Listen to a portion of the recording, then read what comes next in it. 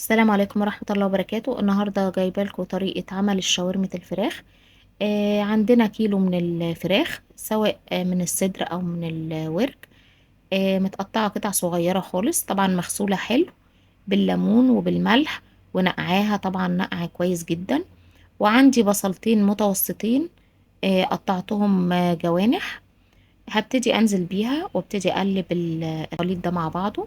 عندي 4 قرون من الفلفل، عايزة تحطي حامي حطي، عايزة تحطي بارد حطي، حسب الطعم اللي انتي حباه. بعد كده هبتدي انزل بالتوابل بتاعتي. عندي بابريكا، عندي بصل بودر، عندي توم بودر، عندي ملح، عندي فلفل اسود، عندي كركم. كل الحاجات الجميلة دي هنزل بيها بالطبق بتاعنا، وهبتدي انزل بالحاجات الحلوة دي كلها. بعد كده عندي معلقتين من الزبادي.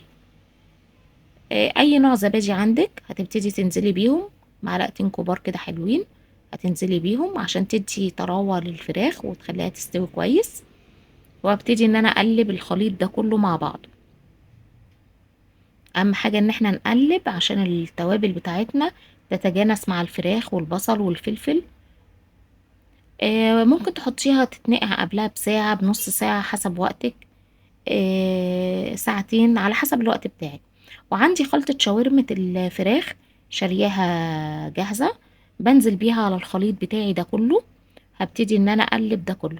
ممكن تحطيها في ربع كوباية مية وتدوبيها، او تنزلي بالخلطة كده على الناشف عادي، تحط زي التوابل اللي انت ايه كنت حطاها. هبتدي اقلب الكلام ده كله مع بعض. الشاورما بتبقى عايزة برضو الليمون، عشان الليمون برضو بيساعد على التسوية بتاعتها. ممكن ربع كوباية، ممكن نص كوباية على حسب. هنقلب الكلام ده كله ونسيبها شوية تتنقع في التتبيلة الجميلة بتاعتنا. عندي شوية من زيت الذرة، الأفضل زيت ذرة عشان ما يكونش ليه ريحة، ومعلقة من الزبدة الصفراء هنزل بيها برضو. اسيبها بس يا دوب كده ايه تتقدح معايا.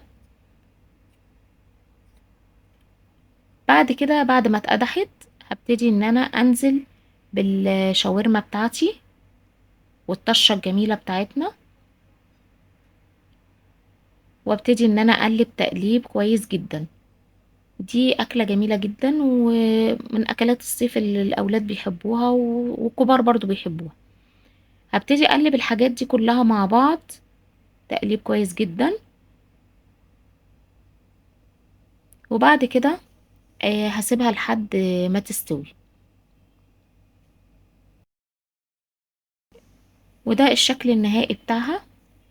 دي شاورمة الفراخ وشوية كابوتشي بقى كده، ودلعي بقى ايه ولادك. جيبي عيش كايزر بقى واعملي سندوتشات للولاد. لو عجبكم الفيديو اعملوا لايك واشتراك لقناة أكلة حلوة.